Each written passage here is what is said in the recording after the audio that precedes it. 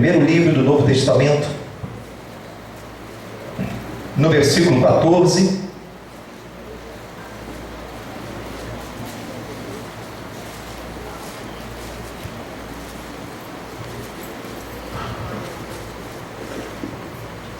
O tema dessa noite, se você quiser anotar, tem pessoas que vêm com caneta, com lápis. Eu gosto muito de escrever quando estou no culto também. Quando eu assisto uma mensagem, eu pego a canetinha e mando ver. A gente recebe muito, né? Então aí, ó, provados para o chamado. Eu convido você a ler em Mateus 22, versículo 14. Vamos entender isso. A Bíblia diz o seguinte: porque muitos são chamados, mas poucos escolhidos. Você pode ler novamente comigo? Muitos são chamados, mas poucos são escolhidos. Vou ler mais uma vez. Muitos são chamados, mas poucos são escolhidos. Pode sentar adorando ao Senhor em nome de Jesus. Oremos. Senhor Deus, em nome de Jesus, aqui estamos te adorando, louvando e bendizendo o teu nome, porque tu és o Rei da Glória. Tu és o nosso Senhor, Salvador, digno é o Senhor de ser adorado. E com espírito de gratidão entregamos o nosso louvor a ti, Deus. Senhor, nós continuamos na dependência do teu Espírito e te peço, Senhor, tome a vida do pregador, conceda a palavra de revelação, de sabedoria e conhecimento e inteligência espiritual. Fala a tua igreja, Senhor, que junto com essa mensagem, Senhor, sinais e maravilhas possam ser notórios em nosso meio, Senhor. Que teu Espírito, Senhor, possa ministrar a cada coração. Te peço também, Pai, que prepare cada coração como um solo fértil, receptivo à boa semente da palavra de Deus. Que a tua palavra possa ir produzir os frutos para aquilo que ela está sendo enviada, Senhor. Esse é o desejo do nosso coração. Unimos a nossa fé no nome de Jesus, e todos quanto creem digam amém, amém e amém. Amém, queridos? Amados, na palavra de Deus, nós vamos estar tratando hoje sobre o chamado. E talvez você entenda que Deus ele tem um chamado na sua vida, um ministério até mesmo se cumprir. Mas como isso funciona? Como Deus ele trata isso? A Bíblia diz que muitos são chamados, mas poucos são escolhidos. Aí, em contrapartida, existe uma passagem que me diz que Deus não faz acepção de pessoas. Se Deus não faz acepção de pessoas, por que muitos são chamados, mas poucos são escolhidos? Em Deus, irmão, não há dúvida, não há erro. Quando Deus ele fala que muitos são chamados e poucos são escolhidos, porque na verdade o escolhido é aquele que se coloca na disponibilidade de Deus. Deus ele chama, mas quantos estão disponíveis a Ele? O disponível nada mais é aquele que dá uma resposta ao chamado de Deus. Quando Deus te chamou, quando você atende esse chamado, quando você corresponde e coopera com Ele, você se torna um escolhido de Deus. Aleluia! Muitos são alcançados, podem ser salvos pela graça, mas em termos de chamado, em termos de ministério, talvez muitos de nós aqui arde isso dentro do nosso coração. Você tem, em nome de Jesus, um testemunho interior, e você sabe que existe algo a realizar para o Senhor. Aqui pouco tempo, aqui, exemplo disso, nós tivemos aqui a pastora Cristiane, minha esposa, foi consagrada, uma semana atrás já, né? Tem uma semana já. E algumas coisas aqui aconteceram, algo tremendo, porque vieram aqui os nossos pastores também, meu pai espiritual na fé, pastor Manuel, outros homens de Deus estiveram aqui, celebrando esse momento conosco, aonde foi colocado as suas mãos, os homens de Deus impuseram as suas mãos sobre a vida de Cristiane, estava aqui também junto, e aqui tinha aproximadamente 5 pastores, não é isso? Pastor Manuel, pastora Raquel, pastor Alexandre, pastor Helder e pastor Luiz. Pusemos nossas mãos sobre a vida de Cristiane, e aí nós cremos que existe uma unção sacerdotal sendo ministrada, onde a irmã Cristiane ela é capacitada para realizar o chamado de Deus. Mas além dessa unção, e nós entendemos que há essa unção, pois da mesma forma como Moisés colocou a mão sobre Josué, e ali foi dado também espírito de sabedoria e inteligência espiritual sobre a vida de Josué. capacitando para ele ser o sucessor de Moisés. Deus já tinha aprovado Josué. Mas da mesma forma que nesse momento da imposição de mãos, esse momento sobrenatural na vida de um homem, de uma mulher que tem um chamado, nós entendemos também que existe o reconhecimento público daquilo que Deus já tinha chamado, daquilo que ela tem apresentado como fruto do seu ministério, uma consequência.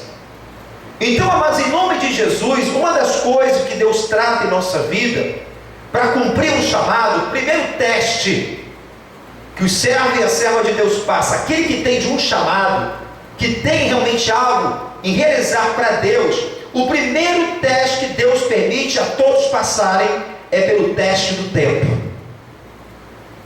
Em toda a promessa que Deus há em nossa vida, existe o teste do tempo. Em toda a promessa que você possa imaginar, estamos tratando de chamado, mas em todas as promessas, existe o teste do tempo, onde há um tempo determinado pelo próprio Deus para se cumprir um propósito de Deus. Como diz em Eclesiastes 3, o próprio Senhor fala que existe um tempo determinado para todo o propósito do céu em nossa vida. Então existe um tempo, e nesse tempo, irmão, grandes pessoas às vezes são impedidas de realizar o ministério porque não passam pelo primeiro teste e se tornam desabilitadas para exercer o ministério, porque entra a ansiedade, entra a agonia. Eu quero ver as coisas acontecer, Deus tem um chamado, talvez alguém profetizou sobre a minha vida, mas nesse momento Deus permite você passar pelo teste do tempo, colocando você numa prateleira e fala: espera. E nesse momento da espera, o sentimento que há em nós parece que Deus está indiferente ou ignorando, porque Deus não fala mais nada. Deus, e aí? Eu quero ser usado por Ti, Senhor. Senhor, em nome de Jesus, usa-me, Senhor, como um farol que brilha.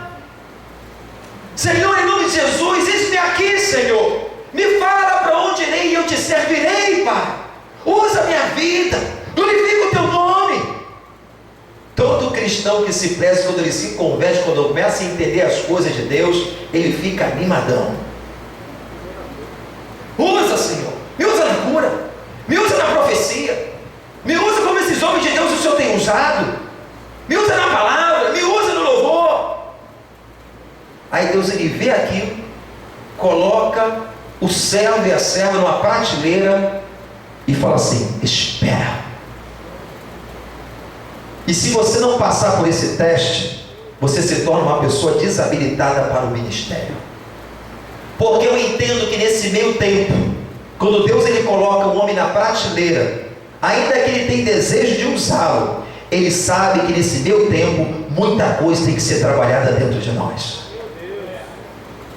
Quando Deus chamou Abraão, ele tinha 75 anos de idade, e Deus falou: Abraão, tu serás pai de multidões. Abraão, ainda que era o patriarca da fé, é o nosso exemplo, amigo de Deus. Até Abraão ele precisou ser tratado e passar pelo teste do tempo. Até Abraão ficou numa prateleira. A Bíblia me diz que com 75 anos ele faz promessa: tu serás pai de multidões. Abraão já tinha uma idade avançada, sua esposa era estéril, Sara, e Deus tinha prometido que através do ventre de Sara, um filho gerado por Abraão seria uma semente, aonde Deus levantaria uma grande nação chamada povo judeu. E naquele momento ali, 75 anos, Abraão teve a promessa, mas levou 25 anos para cumprir a promessa de Deus. Abraão passou pelo teste do tempo. E nesse meio tempo, quando Deus ele fala espera, ainda que Deus tem promessa em nossa vida, Deus ele está trabalhando a nossa fé, o nosso crescimento espiritual. Deus está arrancando toda a carnalidade que há dentro de nós. Porque se você estudar a história, a biografia de Abraão, você vai ver que Deus tinha uma promessa, mas ele tentou dar um jeitinho para Deus. Ele falou que ia gerar um filho no ventre de Sara, era estéril, isso é impossível. Mas Deus falou: há alguma coisa difícil para mim, assim diz o Senhor. Então, naquela precipitação, Sara, sua esposa, dá uma ideia a Abraão. Abraão, o tempo está passando, talvez passou 5 anos, 10 anos, sei lá quanto tempo passou.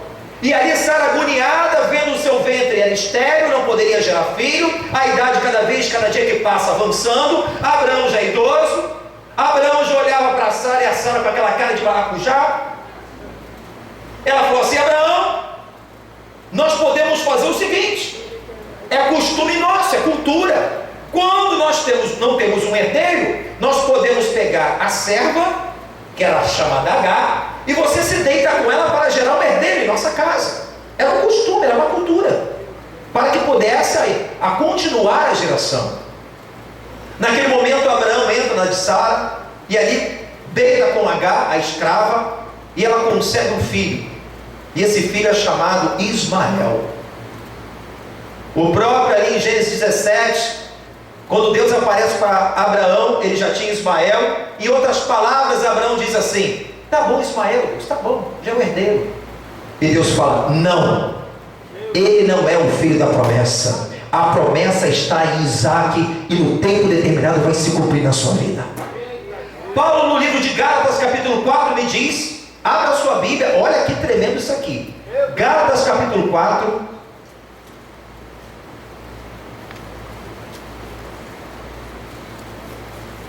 capítulo 4, Paulo se lembra da história de Abraão, e ele começa a dizer sobre aquilo que Abraão cometeu no passado, dando exemplo para a igreja. No versículo 23 ele diz o seguinte: Paulo, todavia, o que era, vamos aqui no 22, porque está escrito que Abraão teve 2 filhos, uma da escrava e outra da livre. Todavia, o que era da escrava nasceu segundo a carne, mas o que é da livre é por promessa. Entenda bem, Deus estava colocando Abraão na prateleira de espera, e naquele momento, no teste do tempo, ele estava tirando toda a carnalidade da vida de Abraão. Abraão, você deu o seu jeito, você fez da tua maneira. A Bíblia fala, Paulo diz que Ismael foi gerado pela carnalidade, enquanto Isaac foi gerado pelo Espírito Santo, que era a promessa de Deus. Tudo no tempo de Deus é perfeito. Deus queria trabalhar na vida de Abraão para arrancar toda a carnalidade, para aprender ante tudo, para cumprir o ministério. Meu irmão, entenda bem isso. O maior ministério da nossa vida, talvez não de pastor, nem de apóstolo. O maior ministério da nossa vida é ter um chamado e viver uma vida cristã. E aí Deus estava trabalhando na vida de Abraão. Naquele momento ele estava crescendo em fé. Pastor, como é que pode? Abraão estava crescendo em fé. A fé dele foi trabalhada assim. Quando Deus chamou Abraão numa cidade que ele habitava, chamada Ur dos Caldeus, a cidade desenvolvida, uma cidade idólatra, Deus chama Abraão: larga a tua parentela, larga essa terra, porque tu vai para uma terra que eu lhe mostrarei. Abraão, ele se atentou, teve fé sim, mas a fé dele foi aperfeiçoada com o tempo. Porque quando Deus falou assim: larga a tua terra, a tua parentela, Abraão obedece a Deus parcialmente. Quando você começa a entender a história, Abraão, na intenção de Deus, era levar ele, a mulher, a família, no máximo, a parentela, pai, seja sobrinho, fica para trás. Mas ele, por amar muito Ló, não conseguia desprender daquele sentimento, da sua emoção. Amava tanto o sobrinho, que ele levou todo mundo. Levou o pai Tera, levou Ló, o seu sobrinho, quanto amava. E ali Deus permitiu. Mas ele obedeceu a Deus de uma forma parcial. No meio do caminho, pai de Abraão morre. No meio do caminho, o sobrinho Ló começa os seus pastores contender com os pastores de Abraão. Deus tinha a bênção sobre Abraão, Abraão se multiplicava cada vez mais o seu gado, as suas ovelhas, e aí naquele momento começou a crescer de uma tal forma que não havia pasto físico, lugar físico para apacentar todos os animais. Mas a promessa estava sobre Abraão e não sobre Ló. Mas ele levou, ele foi na água do chapéu. E naquele momento ali, Ló começou a contender os seus pastores com Abraão. E aí como é que fica? E Abraão começa a dizer: olha, você faz o seguinte, começou já a aprender a viver na dependência de Deus. Se você escolher a esquerda, eu vou para a direita. Se você escolher a direita, eu vou para a esquerda. A Bíblia fala que Ló, um homem carnal que andava por vista, escolheu a campina de Sodoma e Gomorra, que a Bíblia fala que é parecida com o jardim do Éden. Não era pouca coisa não, era bonito. O local era agradável. Imagine o paraíso. Ele optou logo: eu quero para o paraíso. E Abraão preferiu para o deserto, mas com a bênção de Deus. Escute bem isso. No princípio, quando Deus chamou Abraão, ele não conseguiu se desvencilhar do emocional em deixar Ló. Mas quando Deus começou a trabalhar na vida de Abraão, após ele gerar Isaac, Deus pede: me dá o teu Isaac, o teu melhor, o teu riso, o teu sorriso, a tua alegria. Ele oferta ao Senhor, porque estava com a fé trabalhada. Ele não conseguiu a mão do sobrinho. Vai lá na frente com uma fé trabalhada. Deus pede: eu quero o teu filho, somente para prová-lo se realmente ele seria um pai de nações. Então o teu tempo de espera, Deus ele tem um propósito: crescer a sua fé. Aleluia. Ele quer purificar as nossas motivações. Quantos começam com entusiasmo? Qual é a motivação? É a vaidade de subir no altar? É um orgulho para dizer que eu posso, também faço? Eu quero glória, glórias e honra, Senhor. Enquanto Isaías 42:8 vai dizer que ele não divide a sua glória com ninguém. Toda honra e toda glória seja dada a Ele. Deus ele começa a passar no teste do tempo para purificar as nossas motivações. Aleluia! Motivações erradas traz escândalo, mas motivações certas glorificam o nome de Deus. Aleluia! Então é um tempo. Moisés da mesma maneira, 40 anos vivendo no território do Egito, sendo cuidado pela filha de Faraó, conhecia toda a ciência egípcia, comia do bom do melhor, conhecia tudo. Ele ia ser o herdeiro de Faraó. Mas ali você conhece, ele preferiu ser chamado filho de Deus do que filho da filha de Faraó. Ele vai para o deserto, e 40 anos ele está ali apacentando as ovelhas do seu sogro Jetro. E naquele momento ali Deus aparece com uma sarça ardente, faz um chamado. 40 anos ele passou, depois ele enfrenta mais 40. Mas por que 40 anos, pastor? Porque foi 40 anos que Deus encontrou o tempo, o teste do tempo, para tirar todo o Egito do coração de Moisés. O teste do tempo serve para tirar o mundo dentro de nós. Serve para tirar o nosso eu, a nossa vaidade, a nossa vontade humana, a nossa razão, fazer as coisas do meu jeito. Então Deus levou Moisés para o deserto para arrancar o Egito dentro dele, para fazer ele um grande líder de Israel. Quando estou entendendo, diga glória a Deus.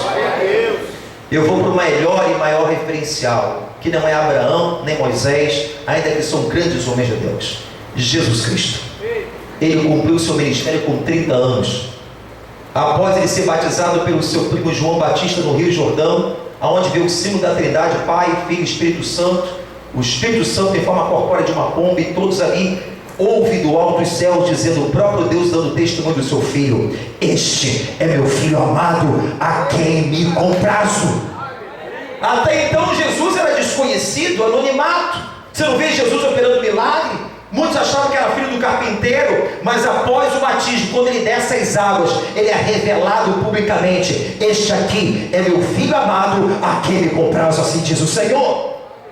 Você não vê antes dos 30 anos Jesus curando, libertando, expulsando o demônio, mas após 30 anos de idade, no tempo, aonde a sua mãe certa vez nas bodas de Caná, ali ela tenta pressionar Jesus porque o vinho acabou da festa, e ele diz: o que tem eu contigo, mulher? Ainda não é chegado a minha hora. Mas quando chegou a hora, ele pediu as talhas, e aquela água ali se transformou. Viu o primeiro milagre que Jesus realizou para a glória do Pai. Tudo há um tempo de Deus. Cumpriu 3 anos de ministério aqui na terra, mas foi 3 anos de excelência, de cura, manifestação, porque tudo no tempo de Deus é perfeito. Fala para o teu irmão assim: aguarda o teu tempo, irmão. Fala assim para ele: é difícil, pode ser longo. Aí fala assim: pastor, tem que esperar 25 anos. Pastor, eu tenho que esperar 40 anos com Moisés? Não, depende. Depende do tempo que você leva para arrancar a carnalidade do mundo dentro de você. Meu Deus. Se você for um ano arrancar isso aí, Deus ele te levanta dando por dia. Existe um tempo de aperfeiçoamento na nossa vida. E Deus ele não quebra etapas. Aleluia. Espera. Pastor, estou agoniado. Pastor, não está me vendo. Pastor, tem um outdoor aqui, ó. Eu sei fazer isso. Eu louvo bem. Eu sei pregar.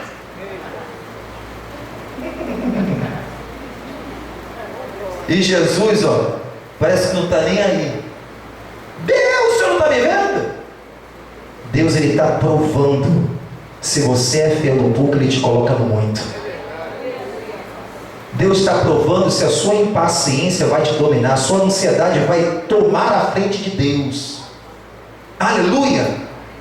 Mas quando espera o tempo de Deus, Jesus ele nunca se atrasou nem se adiantou, ele chega na hora certa. O tempo de perfeito é quando Deus fala, quando ele age na nossa vida.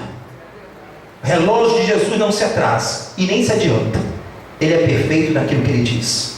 Aleluia! Quando estou entendendo, diga glória a Deus. Glória a Deus. O segundo momento, amados, em nome de Jesus, o processo que Deus ele espera que a gente venha a passar para o seu louvor é o teste de você viver o conhecimento da palavra de Deus. Pastor, eu conheço. Não é só conhecer a palavra, é você viver a palavra.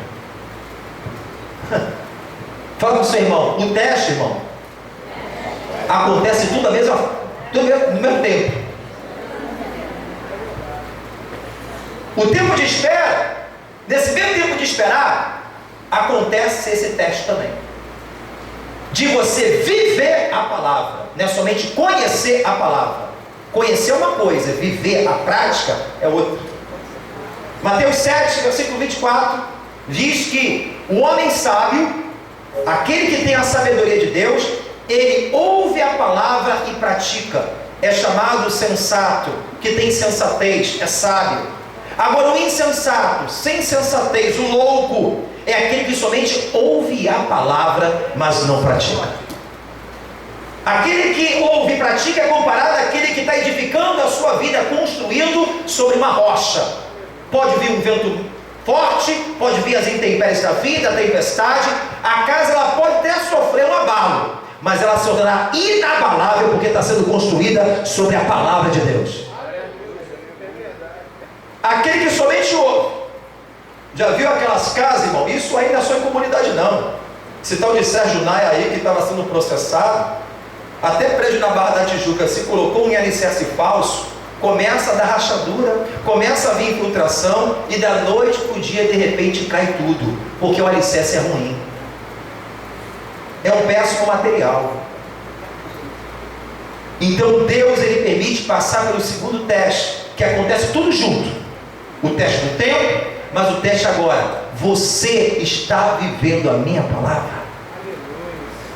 Quando vem a tribulação, quando vem a angústia, quando vem a perseguição, quando vem os problemas, quando vem às vezes a escassez, você foge da presença ou você corre para a presença dele? Você tenta dar o teu jeito. Em Jeremias capítulo 17 diz: maldito do homem que confia no próprio homem, que faz da sua carne o seu braço. É da minha maneira, Deus, é do meu jeito eu faço, deixa comigo. O Senhor não está me ouvindo, aí eu clamo e nada está acontecendo, eu me precipito, eu faço a minha maneira, se torno autossuficiente e menosprezo aquilo que Deus está falando. Maldito o homem que confia no próprio homem, mas bendito é aquele que coloca a sua confiança no Senhor, assim diz o Senhor. Bendito é aquele que o Senhor quer bem. E como é que fica? Esse teste temos passado? Ser fiel a Deus? Pô, pastor, quando eu ganhar muito bem, eu vou começar a ser dizimista. Ih, desqualificado. Sou fiel quando está tudo bem, ou quando estou empregado, opa, eu sou dizimista. Glória a Deus, aleluia. E no pouco? Irmãos, eu vou falar uma coisa para os irmãos. Quando eu comecei a fazer esse seminário, não era pastor, era nada, era um servo. A gente tem que ser servo. O ministério é uma consequência daquilo que você é. Existem pessoas levantadas por homens, existem outras que são levantadas por Deus. Homens que são levantados por homens é motivo de vergonha, mas homens que são levantados por Deus é motivo para glorificar e exaltar o nome do Senhor. Então entenda bem isso. Quando eu fiz o seminário, meu irmão, a sala devia ter quantos alunos? Mais de 100. Quando você acaba o ano, você vê, pô, 30, 40, não é isso? Cadê o povo? No momento que Deus me ensinava na sala de aula a teoria, Ele fazia eu passar pela prática no meu dia a dia. Momento onde se portas fecharam, casado, com filho pequeno, com criança, passei uma dificuldade financeira terrível.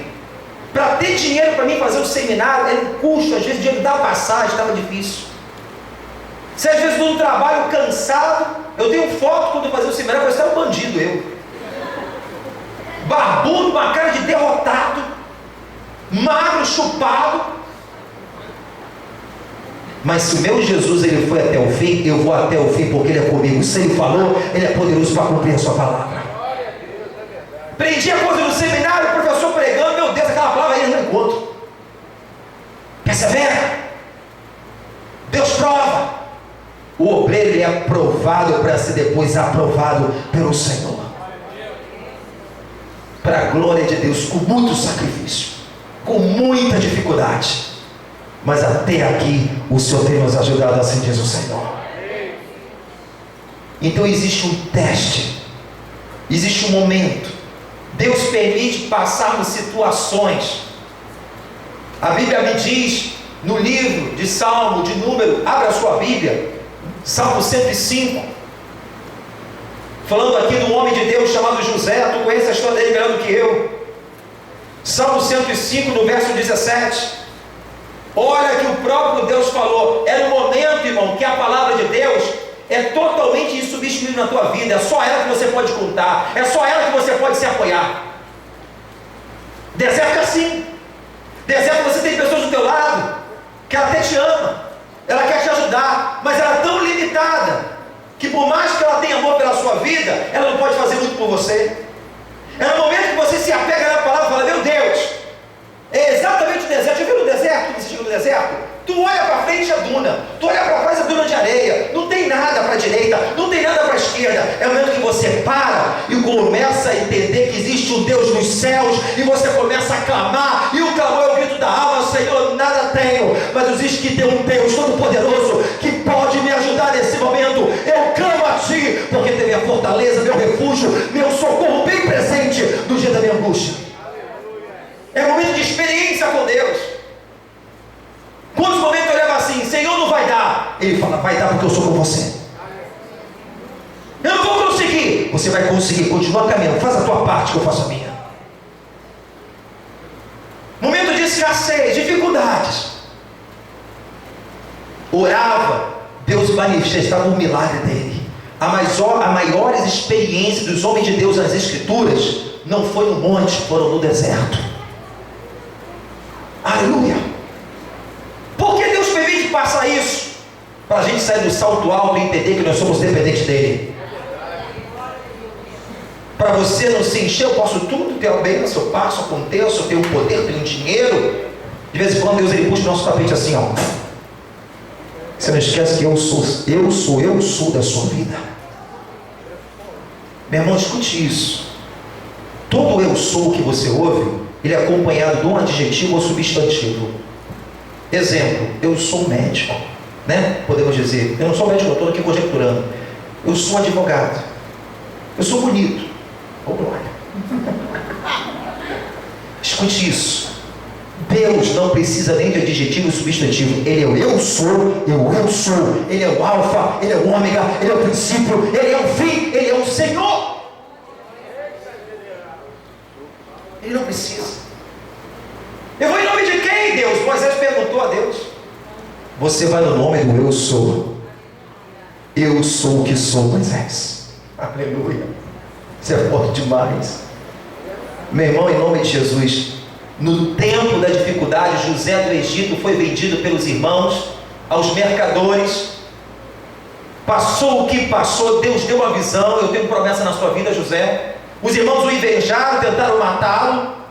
Deus o livrou porque tinha uma promessa na vida dele. Você não vai morrer antes da promessa de Deus se cumprir na sua vida. Aquietai-vos e sabei que Ele é Deus, assim diz o Senhor para a sua vida. Em Salmo 115, versículo 17 diz: mandou adiante deles um varão que foi vendido por escravos, José, cujos pés apertaram. Salmo de número 105, verso 17. Mandou adiante deles um varão que foi vendido por escravos, José, cujos pés apertaram com grilhões e quem puseram em ferros. Até o tempo, escute isso, até o tempo em que chegou a sua palavra. A palavra do Senhor o provou. Olha para o seu irmão e fala assim: se preocupe não, você está sendo provado pela palavra. Era um momento, irmão, que Deus vai dizer assim: e agora, você vai ter fé ou vai ser incrédulo? Você vai profetizar para mudar a situação, ou você vai entregar a boca para o diabo para murmurar da vida? Que Deus te esqueceu, que Deus te abandonou, que você é um desamparado. Deus, Ele permite passar nesse teste, irmão, para confirmar uma obra dele em nossa vida. Quantos estão entendendo? Diga glória a Deus. Glória a Deus. Aleluia. Fala assim: eu tenho que me apoiar na palavra. Tem aquela passagem que fala: não estribe Provérbios, não estribe Provérbios, com o número, me ajuda aí, universitários da Bíblia, seminarista. Provérbios 3, profeta. Profeta, capítulo 3, versículo 5. Confia no Senhor de todo o teu coração. Quantos confiam em Deus de todo o coração? Fala assim: não é metade, uma terça parte, é de todo. 3, eu quero ler aqui o 5, né? Provérbios 3, 5. Confia no Senhor de todo o teu coração e não te estribe. Estribar significa apoiar no seu próprio entendimento. Reconhece em todos os teus caminhos, Ele endireitará as tuas veredas. Não seja sábio em teus próprios olhos. Teme ao Senhor e aparta-se do mal. Ele fala: se você confiar, se você viver uma vida de dependência, eu vou endireitar aquilo que está torto na tua vida. Eu vou aplanar os teus caminhos. Isaías vai dizer: eu irei adiante de vós, destruirei os ferrolhos de ferro, as portas de bronze, te darei os tesouros encobertos, assim diz o Senhor. Aleluia! É viver uma vida de dependência. Eu não sou, mas o eu sou que sirvo e está na minha frente. Aleluia! É o meu Senhor dos exércitos. Então, amados, em nome de Jesus, no momento da prova, no meio da tribulação, você está passando pelo teste. Aonde você está se apoiando? É no conselho de A, de B e C? Quantos homens de Deus às vezes pecaram, erraram por causa do aconselhamento errado que não vieram de Deus? Abraão foi um. Se apoiou no conselho de Sara. Adão, onde houve o pecado, onde houve uma quebra de aliança, ele se apoiou no aconselhamento da esposa. Escute isso: Abraão, ele tinha um ofício. Deus deu um ofício a ele. Deus não falou com Eva, falou com Adão: Adão, você vai ser o lavrador desse jardim, você pode comer de todas as árvores, porém, a árvore que fica no meio do jardim, da ciência do bem e do mal, essa não comerás, porque o dia que você comer, tu vai morrer. Deus permitiu uma árvore ali no meio para provar a fidelidade de Adão, a sua obediência. Ele tinha tudo, mas o homem, pela sua ingratidão, sabe aquela coisa, você tem tudo, mas o ingrato é assim, né? Tem todas as árvores, mas ele só dá valor que ele não tem. Quantos pode glorificar o Senhor em nome de Jesus? O ofício foi dado a Adão, mas Eva, ela tinha uma influência no ofício. Ela foi lá, ela tinha o livre-arbítrio. Satanás seduz ela, apresenta o fruto, massageia o ego, abre ali o desejo carnal dos seus olhos. Ela vai e come e oferece também para Adão. Ambos pecaram. fomos destituídos da presença de Deus, houve uma quebra de aliança, e o pecado entrou em toda a humanidade. Somente através de Jesus agora você se pode reconciliar com Deus. Agora escute isso. Por ele se apoiar no momento ali, no aconselhamento da esposa de uma forma errada, ele quebrou uma aliança. Quantas pessoas, irmãos, hoje, às vezes dentro da própria igreja, estão lutando para ter um relacionamento, quer ter uma família, e família é de Deus, glória a Deus. Família é projeto de Deus, amém? Mas entenda bem, se você tem um chamado, entenda, o teu chamado está antes do teu relacionamento. Porque tem pessoas que entram na sua vida, você que tem um chamado, tem pessoas que às vezes de apoiar, ela mina o teu ministério. Certa vez um homem chamado Oral Robert, a esposa dele, se não me engano, é Evelyn. Oral Robert foi um dos grandes avivalistas, um grande homem usado na cura, marcou a história, grande homem de Deus. Milhares e milhares de pessoas eram curadas através do ministério dele. Tem faculdade Oral Robert, onde homens de Deus hoje, como Miles Monroe fez a faculdade, né? Outros homens de Deus, creio que até Benjamin também fez, alguns homens, faculdade reconhecida, homens de Deus. Mas o dia que ele casou com a sua esposa, antes de casar, falou com ele: eu vou casar com você, mas o meu papel é de ser a sua auxiliadora. Eu vou casar e vou apoiar o seu ministério. Quando ele cumpriu o seu ministério, ele declarou algo. Pessoas perguntavam: e a sua mulher? Nunca impede a obra? Ela nunca reclamou, ela nunca me impediu. E seria impossível com o meu ministério se não tivesse essa pessoa do meu lado. Porque ela falou: você pode ir para o campo missionário, quem vai cuidar dos nossos filhos sou eu. Billy Graham da mesma forma. A sua esposa Ruth falou com ele: você pode ir para as missões 3, 4 semanas longe de casa, mas ela falou: dos nossos filhos eu cuido. Agora, quando você coloca o teu sentimento, fala para o teu irmão: está ligado no teste? Se você não acertar isso antes, depois você não pode cobrar. Tem pessoas que, por causa disso, da precipitação, entram em relacionamentos que hoje acabou o ministério. Pessoas que eram uma bênção, uma bomba na mão de Deus, às vezes porque a esposa não acompanha, ou o esposo vice-versa. Estou falando aqui quem vai casar. Pastor, já sou casado, vou largar o marido? Não, você agora comprou o abacaxi e descasca. Você ora pela vida dele até que se converta. Mas quando você tem uma opção, tem pessoas que estão botando, às vezes, o que acontece? No desespero, vai qualquer um. Eu vi uma coisa interessante.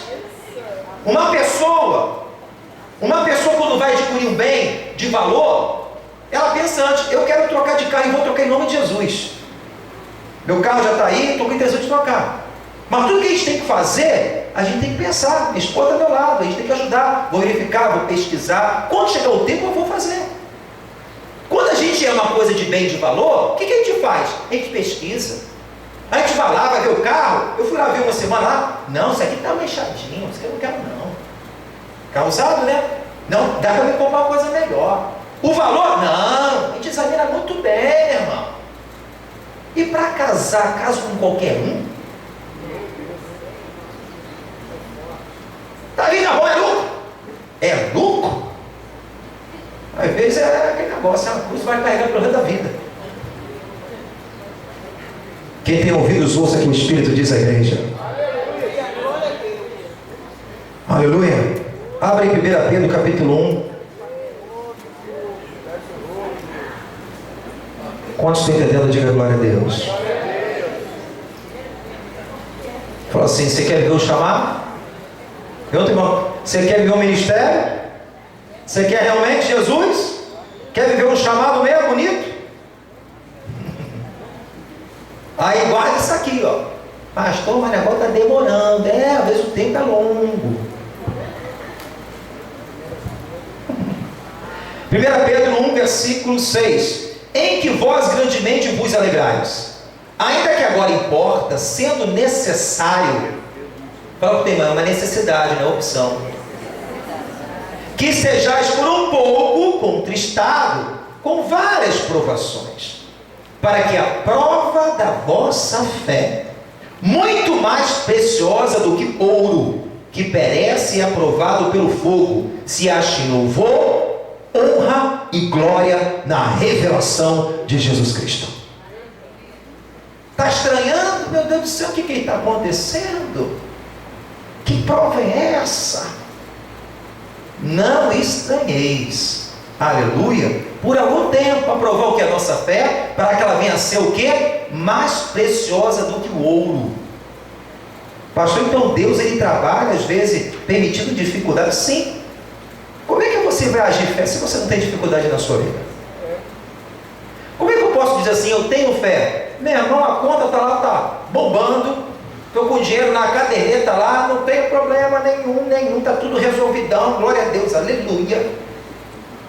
Lá no trabalho o patrão me ama, ele fala, olha, acordei hoje, bom, meu filho, tu ganha 5 mil, dobrei teu salário, 10 mil. Essa é a nome de Jesus, irmão. Né? Está tudo bem, maravilha. Como eu falei, Deus às vezes ele puxa assim, ó, aí a autossuficiência começa a vir, ó, a gente começa a dar de sapato alto. Glória, eu sou o cara, sou dono da cocada preta. Eu posso, eu faço, aconteço, eu sou lá e eu sou daqui. Aí Jesus puxa o tapetinho, meu filho, vem cá. Não só soprinho. Bota minha mão, só sopro. Só espio. Ah, meu Deus, o que está acontecendo? É, meu filho. Estranho não. Para você aprender a ter fé, saber que nada pelo teu braço, mas eu sou da tua vida. Aleluia. Quantos estão entendendo, diga glória a Deus. Aleluia. Quantos estão entendendo o tempo, diga glória a Jesus. Aleluia.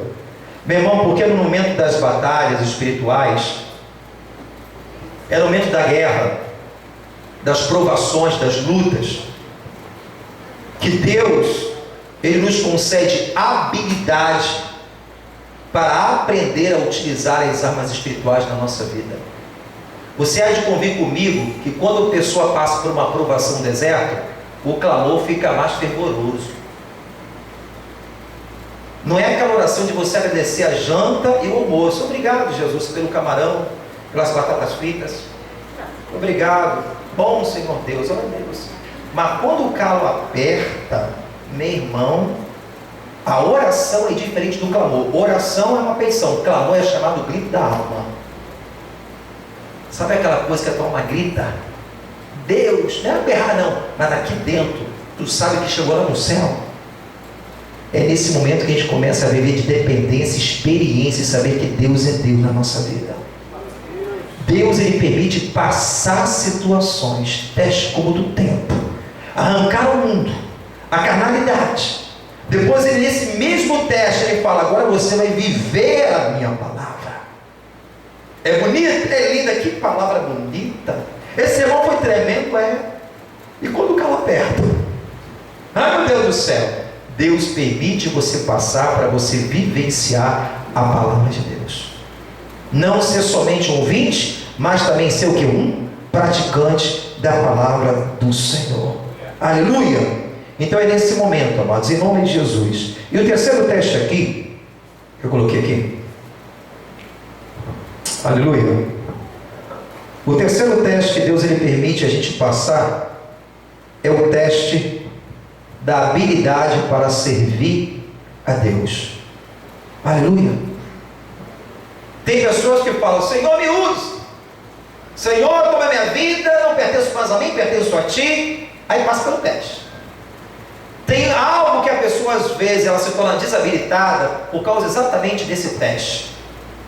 A pessoa precisa ter uma habilidade para servir a Deus. Primeiro passo. Já viu aquela historinha que vão te falar assim?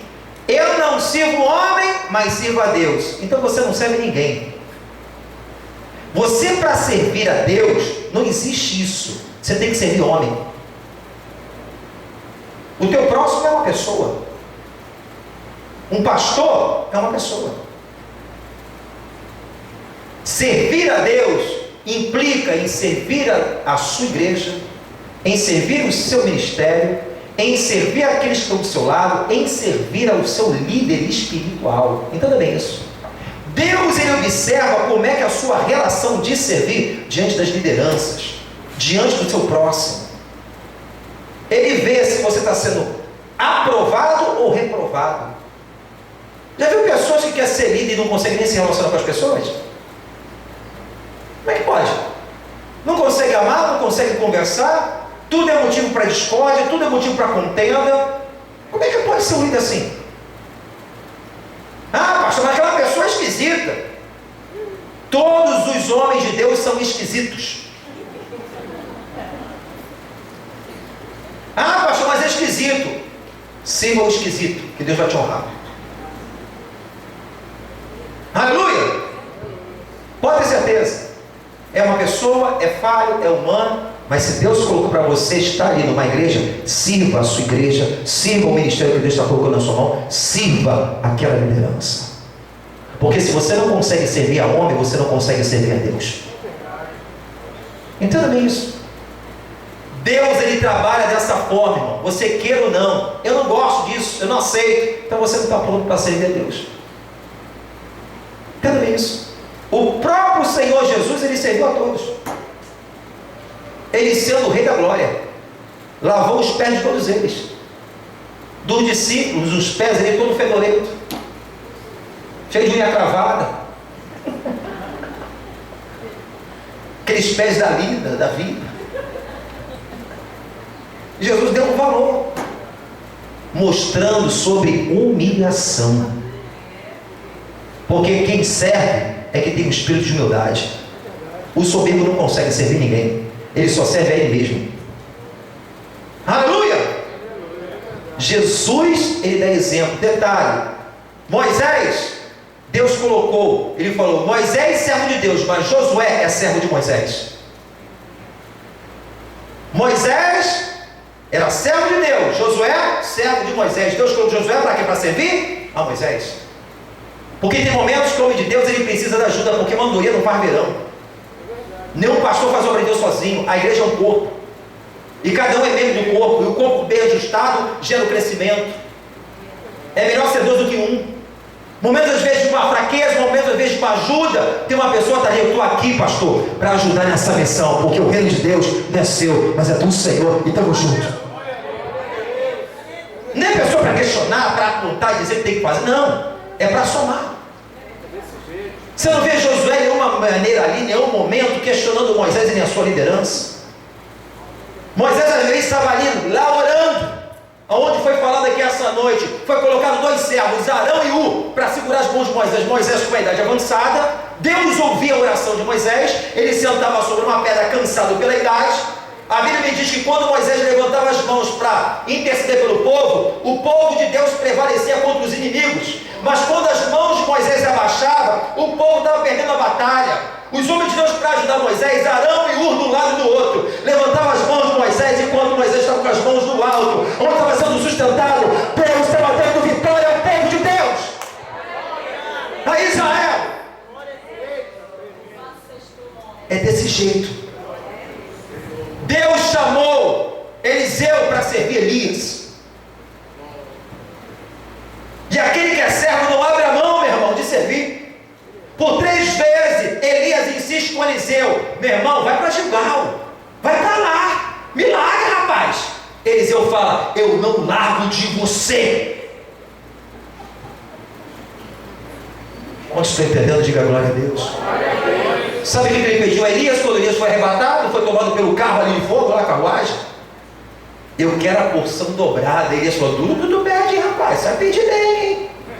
E se você estudar a palavra de Deus, o homem por servir com excelência, se você estudar a história de Elias e a história de Eliseu, você vai ver que Eliseu fez mais milagres que Elias. Fez mais milagres, o dobro do que Elias. Sabe por quê? Aprendeu a ser servo. Se o servo não consegue ser liderado, ele nunca será um líder. O servo que não sabe ser liderado, ele nunca se tornará um grande líder. Pastor Manuel liberou uma palavra aqui. Sabe qual foi o segredo? Obediência.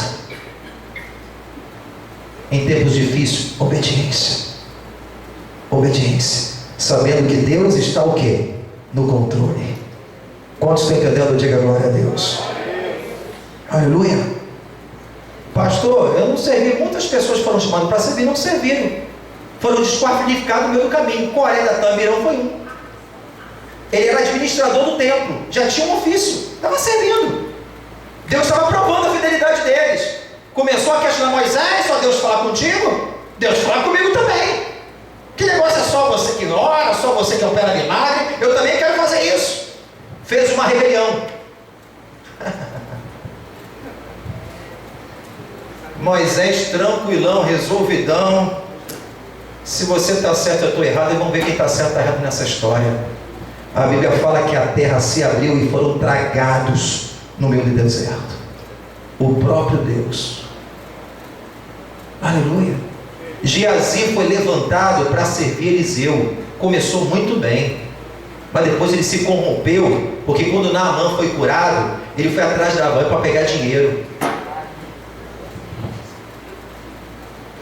O profeta sabia, Naamã queria, foi curado da lepra no Rio Jordão. Naamã levou ouro e prata para dar para Eliseu. Eliseu falou assim: eu não quero nada que é teu, tudo que é teu tu leva. O moço de Eliseu que estava do lado, aprendendo, o aprendiz, discípulo significa aprendiz. Estava aprendendo, crescendo, entrou o desejo no coração, a cobiça, foi atrás de Naamã sem Eliseu saber. Pensa ele que Eliseu não sabia. Ô Naamã, você queria dar um negócio para Eliseu? Ele tá, não precisa não, mas eu preciso abençoar as pessoas aí. Você me dá tudo aí que eu vou ser bem útil. Ser bem útil.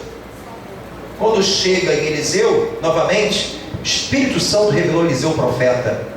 Por que corrompeu o teu coração? Por causa daquele ele morreu leproso. Tem muitas pessoas morrendo fora do tempo por desobediência. Coré da Tamirão morreu em pouco tempo, fora de tempo. Aleluia. Por causa de rebeldia, por causa de desobediência. Quantos estão entendendo a fase do chamado de Deus? Diga glória a Deus. Aleluia. Glória a Deus. Amém. Abra a sua Bíblia lá em 2 Pedro. 2 Pedro 1:10.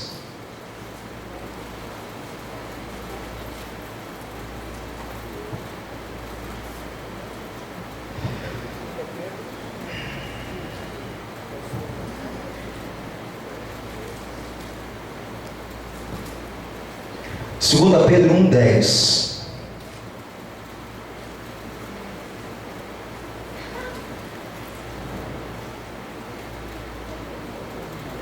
Fala para o teu irmão: meu irmão, Deus ele quer nos ensinar habilidade para servir.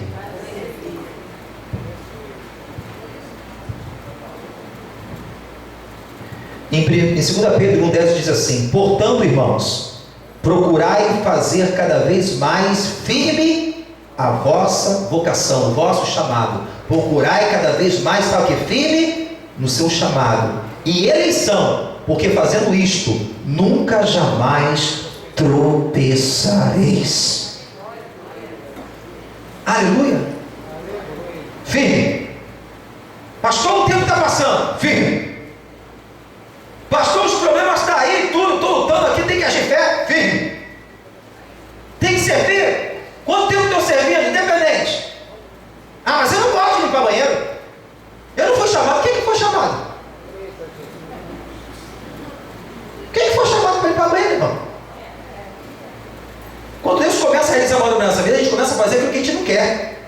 Exatamente para provar a nossa humildade. Eu limpo o banheiro até hoje, para quem não sabe. Porque é tempo para limpar a casa de Deus, é um gesto de adoração ao Senhor. Aleluia. O adorador, meu irmão, desculpa a expressão, é pau para toda obra. Não, isso não é meu ofício, né? Tem pessoas que pensam assim: eu tenho um chamado. Tem. Deus tem um chamado? Tem. Deus teve um chamado de Coré? Deus não teve um chamado na vida de Geazi? Deus não teve um chamado? E por que eles não cumpriram o chamado? Foram desqualificados. Porque no meio do tempo, esse teste, Deus vai ver se o seu chamado vai se cumprir ou não. Quero o chamado, tenho, mas não quero servir. Não sou útil na mão de Deus. Não quero servir as pessoas. O próprio Senhor Jesus fala que nós servimos a Deus quando você serve o seu próximo. Ele fala, quando você dá de comida àquele que tem fome, dá de beber àquele que tem sede, veste aquele que se investe, visita aquele que está no presídio de enfermidade, você está fazendo a minha, assim diz o Senhor. Aleluia.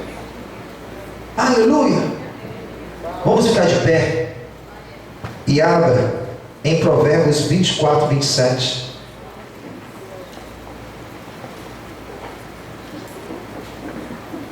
Pastor, eu não sabia que esse negócio de chamado era assim tão sério. Pensava que era moleza, né, irmão? Mamão com açúcar, né? Provérbios 24, no versículo 27.